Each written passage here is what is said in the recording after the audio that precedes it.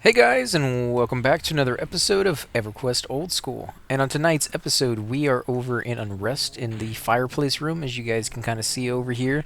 And I did change the angle just because it's nice to have a different angle every once in a while, rather than the same one that you see, time and time again. And kind of things that changes things up a little bit. Now I'm playing again, like I said, my cleric, who happens to be level 23. About two bubbles into the level so far.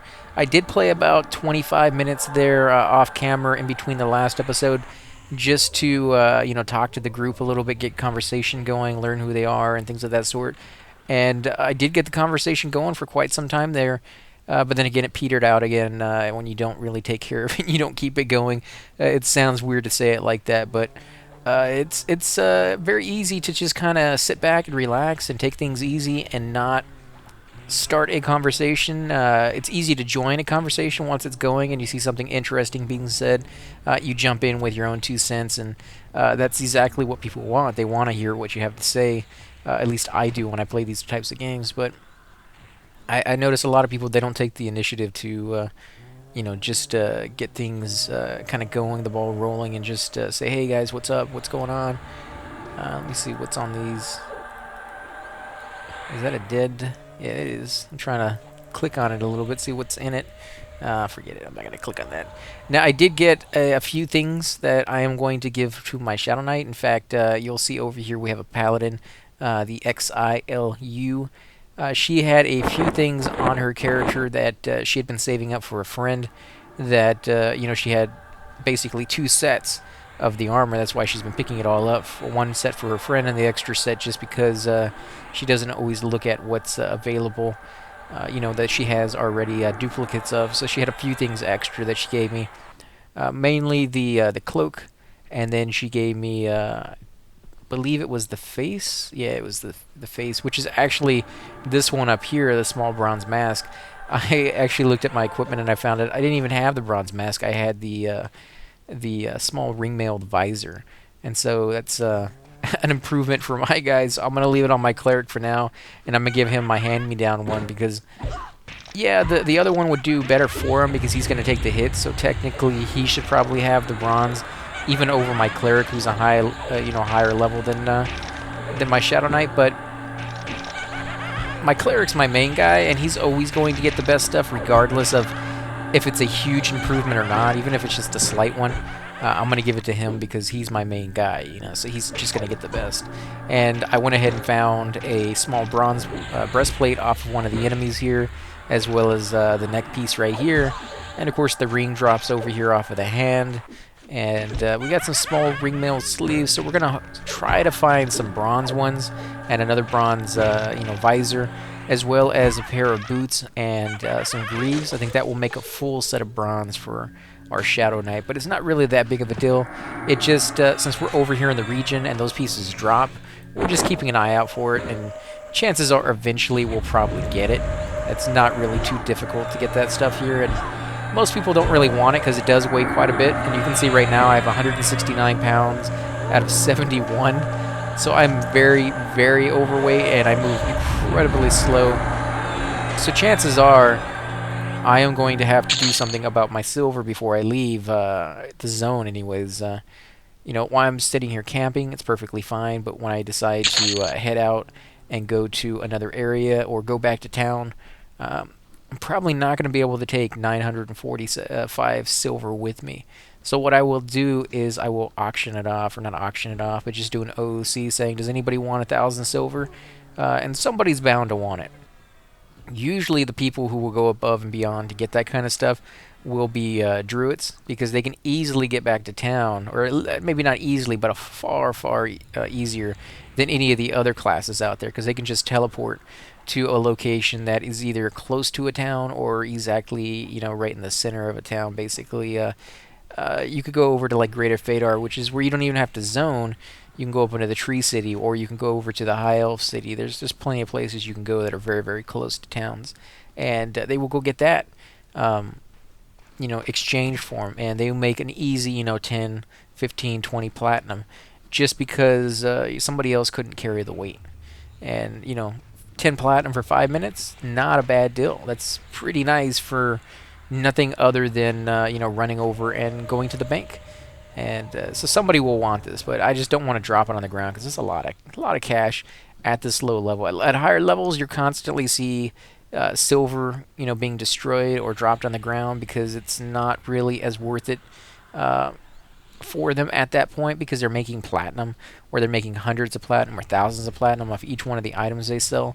And so therefore the 20 or 30 platinum really doesn't seem like the trouble that it causes and the time that you would put into trying to make that platinum. But of course, some people will go through the entire game never getting over that, and they will constantly go above and beyond to make even 10 or 15 platinum, and they're usually better off for it if they have the time to use. But if you're one of those people who only play 2 or 3 hours a day, or even 2 or 3 hours a week or a month, then you got to use your time very, very wisely, and you don't want to use 2 or 3 hours that you spend on a whole month, going to town, because it will take you sometimes hours to get to town, depending on where you're at, especially if you're very, very overweight. Now, you can be a jerk and ask somebody for, Spirit of the Wolf, and say you're paying 10 platinum, and then when they come, you pay with 1,000 silver or something like that. You can do that. Some people either, most of the time they will cast a spell on you beforehand because, yeah, you can kind of mess them over and not pay them at all. But, they remember people's names. So, again, you could technically pay them 10 platinum in 1,000 silver or whatever, and they couldn't say, that you didn't pay them, but they're not going to be happy about it. And since they always have the option of whether they're going to give you so or not, or, Sal, Spirit of the Wolf, I hate doing that. But you don't want to tick them off, really, is what I'm saying. And you're kind of ticking them off. It's like paying for something with a whole bunch of pennies out of spite. I actually just saw some guy on the news, I think it was Yahoo News, they were talking about that. He did that at his college campus because he had gotten a parking ticket or something, and then he found out that the government regulated the money that you pay in a fee in the parking ticket. Only 20% can go to the college, and the rest of it has to go to neighboring junior highs and high schools and elementaries. And he thought the whole thing should go to the college because the college that he's at is falling apart around him, and there's tons of things that need repair, and they just don't have the money to spend on it. And it's kind of weird to hear that because they make so much freaking money off of people. It's very hard to hear they're not making enough to even maintain their buildings, which is hard to believe. But as protest, I think it was $120 or something he had to pay. He went to 4 different banks and got pennies and paid in the pennies. And they were like, well, you have to count that. And he's like, that's fine, I'll count it, but you can't guarantee that my counting is going to be accurate. So you'll have to do your job and count it back in return. And I thought that was incredibly clever because if you weren't really, if you were just trying to do it as spite and they were like, well, you're going to have to count it, it wouldn't have occurred to me to count it to myself and not really even count it, but just kind of move it past my fingers and be like, oh, yeah, it's all there now. Here's the $160, because no place that you go to do you ever have to count your own money when you give it to them. That's their job. They count it because they have to confirm that it's the right amount of money, which is basically what he's saying is I'll count it, but I'm just telling you that it's $160, and if you want to completely and totally trust me that it is, I'm perfectly fine with that. I may make some money out on the end because it may not be $160. Obviously it is, and somebody paying in pennies probably took the time to make sure that it was exactly the right price. Because it would be embarrassing to go in there and try to mess them over and irritate them by paying in pennies and then not have the full amount. It'd just be like egg all over your face. So they were both very spiteful against each other, and I don't really agree with doing things to... I know it makes a statement and it catches the headlines and people put it in the news, and it definitely did catch people's attention, but the guy working there behind the counter, or in this case it was 3 women working there behind the counter, didn't do anything wrong. They're just the honest suckers who have to do that horrible job of taking people's money for things that either they did or may not have done and got charged for. And they're the ones who are taking the brunt of having to sit there. I think they sit for 3 hours or something counting the pennies out, which I guess doesn't really matter how you spend your time at work because it's all work. And if I'm sitting there counting pennies for 3 hours or, sitting there doing whatever else I'm supposed to be doing for 3 hours, it's pretty much all the same. But it's still like the only enjoyment you got off of that was basically torturing the people who didn't do anything to you. Like they have no control over the policies. They could complain all they want, like you are, and nobody higher up is going to listen to them. And so that's when I'm like, I understand the reason why he did what he did, and maybe in the long run it's actually going to be a good thing because they're talking about like overturning that law, and people are gathering, and he's getting what he wanted, which is to bring attention to that, but at the expense basically of those hardworking people who didn't really do anything and were just basically in the wrong place at the wrong time. I don't know if there's any way to really avoid that, but I always look at the other side of any argument as much as I can. I don't like to just look at it in my point of view and be like, okay, that's it, and I'm not, I believe the way I believe, and nobody can ever change my opinion on anything, because things change throughout your life, and you may not notice it as much when you're a kid, or you may actually notice it more nowadays with the generation that's out, because technology is advancing so quickly. I'm sure there's kids out there now that can actually use the term. In my day, it wasn't that long ago that we had TVs that weren't all flat screens. Like, they were huge, these big, humongous, fat, incredibly long TVs that I actually still have one at my house.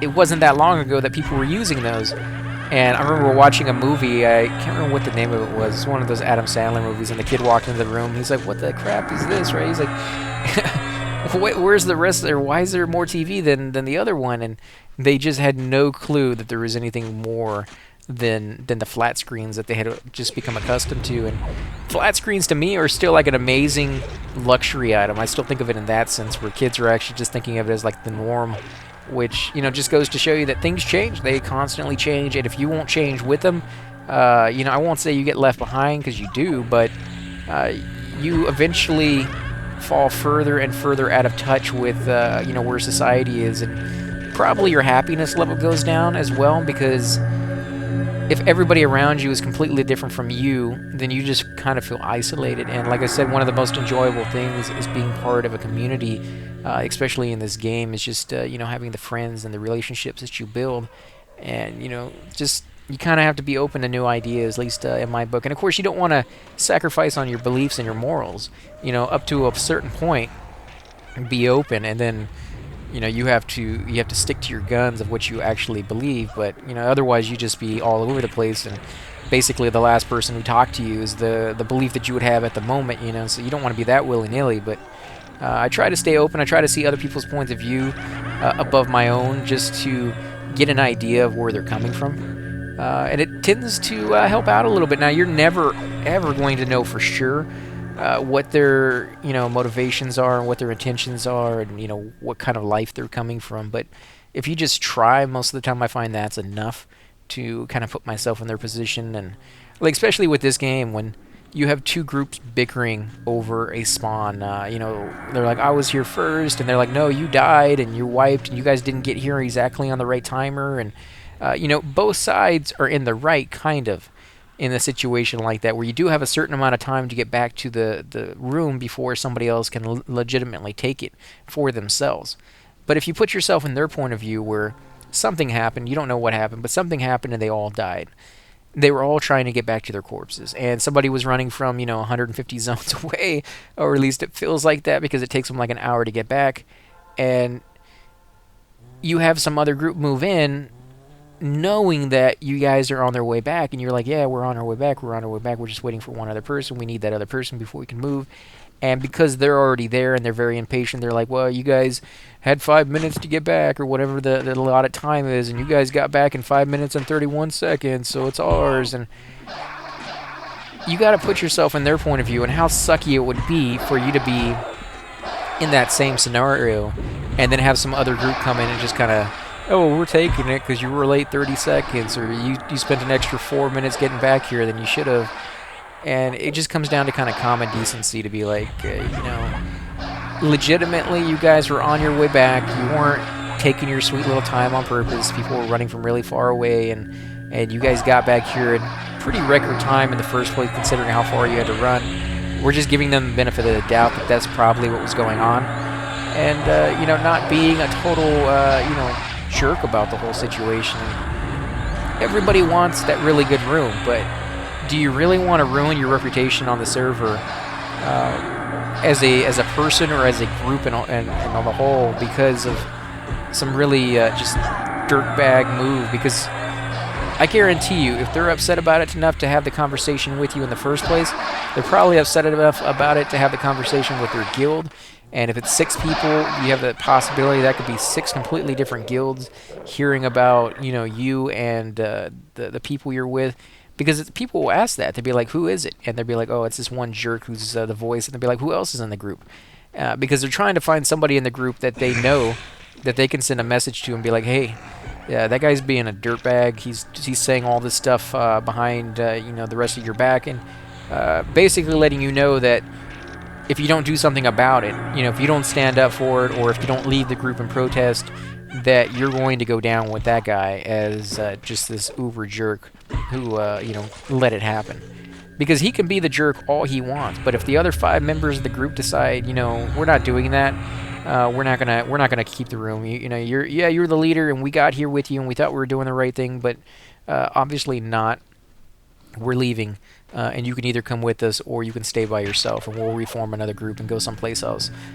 People will do that. I've seen people do that. I've been part of that, and you just kind of have to stand up for, the little guys who kind of get taken advantage of sometimes, or just some jerks who manage to wean their way in, and maybe they're having a bad day. Maybe they just had a really, really off day, and that's why they're being a little bit more jerkish than they've ever been before. And people usually will forgive that to a certain extent. Now, if you're constantly a jerk and you're constantly doing things that just kind of rub people the wrong way or tick them off completely, people will remember that as well. And I think after like level 45, I really didn't see the jerks that I had seen previous ever again. Like, they just stopped. They were gone. They weren't even in the same zone unless they were like a necro, because again, necros are really, really good at soloing. So even if you're a jerk, you can still kind of keep up with everybody and progress to max level. But if you're a rogue and you're a jerk, well, good luck to you, because there's gonna come a point where the leveling is gonna be near impossible, if not completely and totally tedious to you, that you probably just stop playing because nobody wants to play with you, and you're not getting a rise off of anybody anymore, because people have just put you on their ignore list altogether. And the only way you get a rise off of anybody is to create a new character with a new name, go into those zones and just start talking, trash. But then again, you're a very low level, and people are very, very good at spotting the people that they've put on an ignore list on different names. And within 5 minutes, everybody has you back on the ignore, and all your fun's gone again. So if you want to be that way, you could be that way, but I would not suggest it. It's not going to be in the long run for you. One more pop incoming. I think we can handle that. And my power is not going up near as fast enough to keep up with this. Now, as you guys may have seen, that I had full power not too long ago, and then I've gone all the way down to almost no power. The reason having a higher wisdom or having a higher intelligence for certain classes, so that you can have a higher mana pool, a base to pick from, or to use your power from, is for situations like that where you go from full power down to nothing. Because if you're at full power or full mana, you have a certain number of cast before you're completely out. And the higher your mana pool, the more cast you will have before that happens.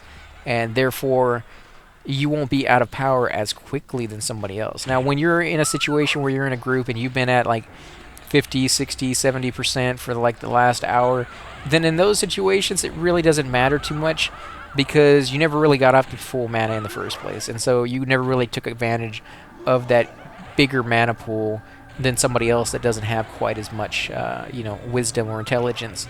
And I just noticed some of you guys may be thinking that the Paladins is cut in half or something as a glitch. It's not really cut in half. If you can see, there's actually a pair of stairs here that she's kind of sitting on, and that's why it kind of gives the illusion that half of her body is missing. The same thing with mine, that you can kind of see that a little portion of it's missing.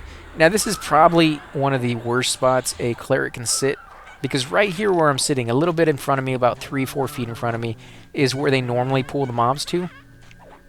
And in this game, there's a thing called sit aggro, which is when you're sitting down and they pull a mob, if they don't have enough aggro onto that creature yet, if they're not doing a fairly good job spamming that taunt button and, they pulled with a good spell and they got a little bit of aggro going, when they pull it into the room, the creature looks at you sitting down and it's like, that just disgusts me that you don't even have the respect to stand up when you pull me because you guys know you're going to kill me that easy.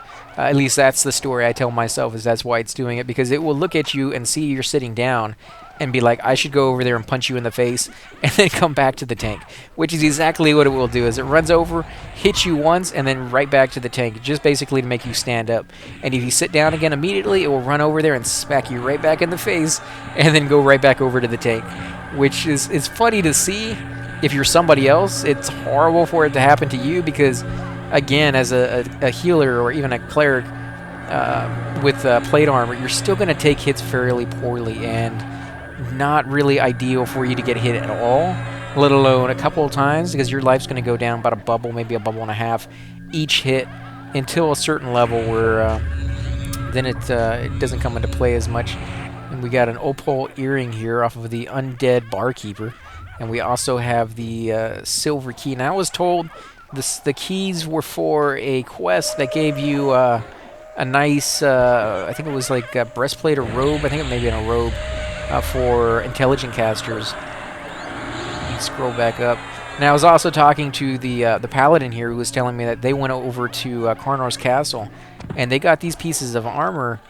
No, not that one, not the bronze. That was the one I picked up. They got these pieces of armor because they're no trade, which means if you go to Karnor's castle and the group is there and they're killing the creatures that drop these things, when they drop, nobody there wants them for the most part. If you look at it, the weight is amazing for a tank. It's 0.8 pounds, which is less than 1 pound apiece, and for breastplates to be under 1 pound is pretty much unheard of. The bronze breastplate I have right now, I think it weighs like 12 pounds, just to give you an idea. So their entire suit weighs less than one piece of armor that I would be wearing on my my cleric or my shadow knight, which is really good. And then on top of that, not only does it have a pretty high AC, far better than bronze for the most part, it also adds stats. In this case, wisdom and intelligence for the pants, and then of course for the bracer, plus 4 charisma and plus 4 wisdom, which is really nice. Breastplate does 20 AC. 5 dexterity plus 10 hit points. The arms do 10 AC, 5 strength, and 5 dexterity. And I don't know if I said the AC on the bracer, which is 8. But they're used by warriors, clerics, paladins, shadow knights, and shamans. Of course, only some races can use it, like humans, barbarians, erudites, what is that? Elves, high elves, dark elves, half elves, and iskars. So yeah, not everybody can use it, but pretty good for a cleric or paladin. A couple of these pieces are pretty good for shadow knights, like the pants aren't that bad because they add 5 intelligence as well as the 5 wisdom. The wisdom your shadow knights are not really going to use, but that's still pretty nice for a shadow knight to have. The breastplate, pretty good for a shadow knight too, because it adds dexterity and hit points plus the 20 AC, which is just amazing. Strength and dexterity for the arms, which is good for shadow knights as well as paladins. I don't know if the shamans would really want this armor, to be honest. I mean, the wisdom is nice, and the charisma would probably not. Yeah, they probably would want this armor just fine. Warriors, on the other hand, maybe not. Let's see, what else did I have? I had the gauntlets. Nope, there are the gauntlets right there. And the leggings I had up already. Yep, that's right. And so the gauntlets are 20 HP, 20 mana, and 10 AC, again, for less than a pound, which is just really good. Yeah, I need to get some weight reduction bags for sure. I know these are like a 25% one off the Orcs and High Hold. Yeah, there is. It's off one of the names that spawns and roams down the path, which is fairly nice. It's not the greatest bag in the world, but it's still pretty good. There is the Sewing Swiss Eye Evil bag over in Lower Guck that you can get. ZK was just telling me about a box of Nil, a Void Space or something, that he got from Seb as well, which is like 100% weight reduction, and it's giant. I think it was 100%. It might have only been 80 or something, but it was still really nice of a box to get. And again, weight comes in to play when you get like a whole bunch of bronze armor. If I could put that in a weight reduction backpack, I could save myself a whole lot of space on my weight without having to give up the items themselves. So weight reduction backpacks definitely worth it. Let me go ahead and respawn.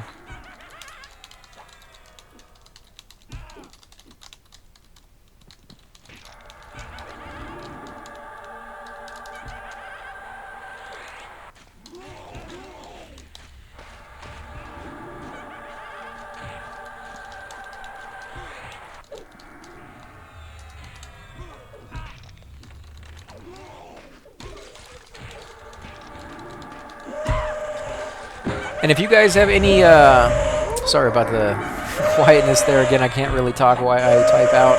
Haven't really learned that that little trick yet. But if you guys have any other suggestions for weight reduction backpacks that you guys want me to mention, you know, I used to know where they all were. It's been ages since I've gone out trying to get those. Again, that's usually something you get around level 35, level 40. You start actually going out and trying to find some backpacks. Because before then, I didn't even know some existed. Like, I didn't even know that beyond the player-made backpacks, which I think add a 10% reduction in weight, I didn't know you could get backpacks or crates or containers of any kind that actually reduced weight. And so once I learned, that's around the time that I went out and actually started getting some of this stuff. Later on, once you have a high level and you're very familiar with lower Guk, like I mentioned, you can go over there and you can loot it because it is no trade, which means once everybody has one in the group, any other ones that drop just kind of rot, and you can't have more than one in their lore, so you can go over there at an early level and kind of pick those up if the zone's camped enough. I don't know if the zone's camped enough anymore. When Velius comes out, I guarantee that it won't be anymore, so you want to hit that up as soon as possible if you're playing right now and try to go get one. You can see all these fine steel weapons are kind of left on the corpses. Do you not loot your corpse? Save your corpse. Oh, they're talking to somebody else. But yeah, if you want to earn a little bit of cash too at a low level, you can kind of come over here and check out to see what they have. You will kind of find groups occasionally that will get to this point where they're so over encumbered with weight that they don't have any room to pick stuff up anymore. And if you're a low level over here and you're like, hey, can I pick this stuff up for you? And I'll sell it and run it back over here and split it, or you know, if anything you guys don't want, can I loot it? Not a lot of people like that, but I've seen it plenty of times where it happened way back when, and people were okay with it. Like, I never minded it too much. In fact, it cleared up the bodies, and somebody else was able to benefit from it, so I was perfectly happy with them getting, you know, 5 or 6 platinum off each one of their weapons. And you know, if they wanted to make the run there and back and run there and back and constantly do that over and over again so they can afford their next level spells, I just saw it as just one way to give kind of back to the community in a very lazy, you know, halfway, because they're doing most of the work. We're just killing the mobs, which is what we'd be doing anyways, and the stuff would just be rotting there. So if somebody can benefit from that, you know, that's the way I prefer it to be. But that's just me. I know some people don't like to do it. You know, having a low-level person there can cause aggro issues too, because you know, mobs are attracted to low-level creatures or lower-level people, and so if a mob that pays through this area that you're in happens to be green and you guys don't kill it anymore, and it's a really hard mob to kill, and it's just really not worth it for you because you don't get anything out of it, and it just takes up your time. If he's in the group, or not in the group, but in the area that you're at, it's going to attack him and kill him. And of course, he's not your responsibility per se because he's not part of your group, but the tank may take it upon himself to kill that creature just so that you guys don't have to watch him die. And normally that's what I would do, so I didn't have to, you know, feel the horror of just letting somebody die because I was just being a jerk and too lazy to kill that thing. So you do kind of lose a little bit of experience here and there, you know, at chance, but it's not really that big of a deal, and it's not really something you're really going to have to be concerned with too much. So like I said, you know, it's just, if you want those people there, you know, there's usually more than enough people to go around that want to be there. But when groups give them the cold shoulder, or they stand at the entrance asking if it's okay to do that and nobody replies, you know, it kind of sucks, because if they're able to do that, you're able to do that when you go back and play a Twink or an Alt. And, you know, how would you love to get a, you know, bag of Swiss sewing Evil Eye at level 1 just because you managed to make the run over there and you knew how to do it, and you know, got the right stuff at the right time, the invises and stuff, and you went over there and got yourself a bag and it just made your life a little bit easier. you know, and it really is just a nice thing to do. And again, usually it's only people who have a high level character doing it in the first place because, yeah, a low level person may hear that you can go to Lower Guck and get. I'm gonna. But they may hear that you can go over there and get that bag, but they have no clue how to get there. That's, you know, finding your way around in this game is hard enough. Trying to do it at a low level where if you even get an invis, you go around the wrong corner and that creature can still see you through your invis because you went down the wrong path, and then you die, and now you have to run all the way back and get all those buffs all over again. And you know, it's a nightmare for a low-level person who just started the game to do any of that. But for somebody who knows the way already and has taken that way several times, or you know, maybe hundreds of times, depending on how long you've been playing, not really as big of a deal, which is very, very cool. And that's why you're able to do some of the things that other people aren't able to do.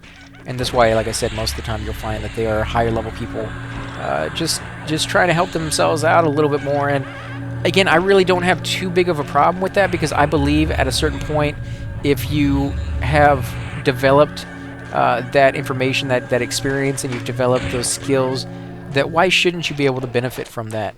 You know, other games, they put this like level cap on the items to stop people from twinking their characters out and leveling faster.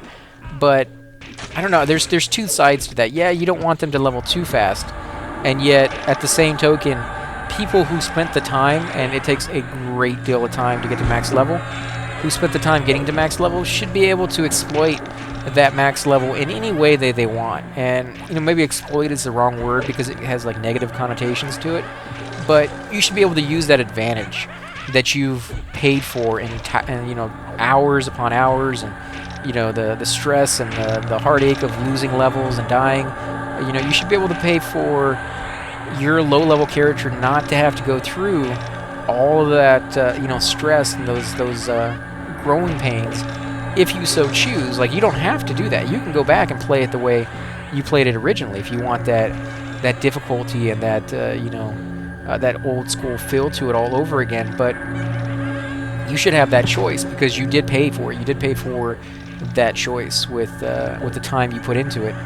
Oh crap, I don't know if we're gonna be able to do this. We got one left. We should be able to. Man, I go from like almost full power to almost nothing in just a matter of seconds. Room pop soon. Oh crap, is she gonna survive? Now, one thing you definitely need to be aware of is how much of your percentage of your power do you need to cast one spell. Is it 5%? Is it 6%? Is it 7%?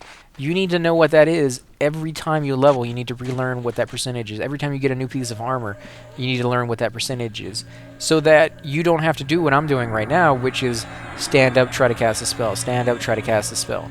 And so it's either 8 or 9% that I need. It's 8% that I need to... I'll bind wound. Well, she can get up to 50% at least. But yeah, it's, if you know what that percentage is, then of course you don't have to waste time standing up. But another thing you need to take into account is that you can fizzle. And what I've noticed, a lot of the time that you need to cast that spell when somebody's about to die, your spell will fizzle quite a bit. And so you can stand up at 8%, but if your spell fizzles, I think you lose like 2 or 3%, sometimes more. And again, that could be really devastating. So what I will do, if I can wait the extra few seconds, I will give myself an extra 3 or 4% before I stand up. Not so that if I fizzle, I have more power to recast the spell again, but because having that extra little power actually negates the fizzling, in my opinion, for the most part. And it's weird. It's like it knows that if you have extra power, we're not going to take the power away because it's not going to really mean anything to you that much. Whereas if you don't have the power, we know it's going to, you know, really mess you over. That's when we're going to take it from you the most often. So it's, I don't know if it's really like that, but it does definitely seem to be the case. All good. Save us, pull, and yeah, okay. So that guy just came into the room to look around. He counted how many people were here, and he was like, oh, okay, this group is full. He didn't even bother asking. You know, you can do that. I have found that even if the group is full, asking if there is a spot open or if you could be put onto the list will sometimes get you an invite because there's somebody in the group that is thinking about leaving, and they're like, you know, this is a good time for me to leave. I'll go ahead and, you know, let them get the spot that I'm gonna replace or whatever, they're gonna replace my spot, and you can kind of just head out without too much of a warning. But if you don't ask, a lot of the time they'll just be like, oh, well, maybe he was just looking around, and they don't know what you were really doing. They just kind of have to assume based off of your actions. So kind of just taking the initiative is what this game, for me, is kind of all about. Is you gotta be proactive if you want to get to, a certain point and get, some good stuff. If you're very reserved and very quiet, it doesn't really work out too well for you. As far as getting better loot, when I played this game, I was that kid who really never talked unless I had something really important to say. And when I was in groups, I never really initiated, conversations. I always kind of relied on other people to do that. But I loved it when people were talking, and I would join in, and I would actually, have a really good time.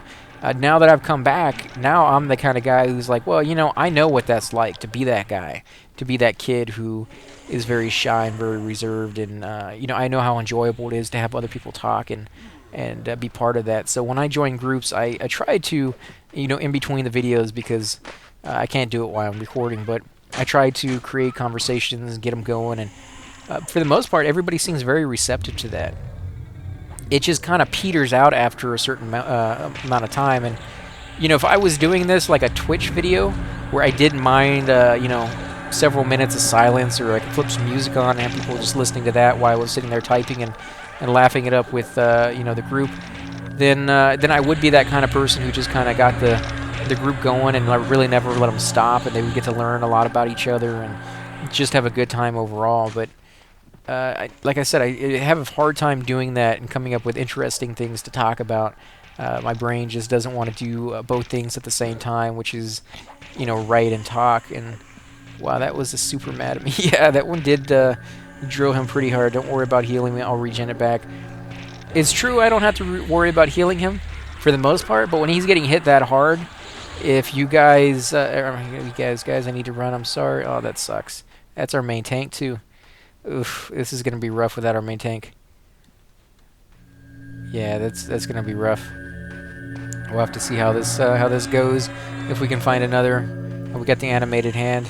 Oh, let's see. We should be able to kill it. Is she still here? No, she's gone. She already took off.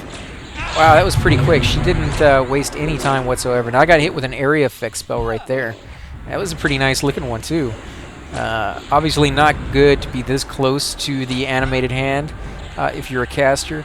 Of course, if you're the tank, you need to keep in mind that you should probably pull this away from the group so that area effect spell doesn't hit them.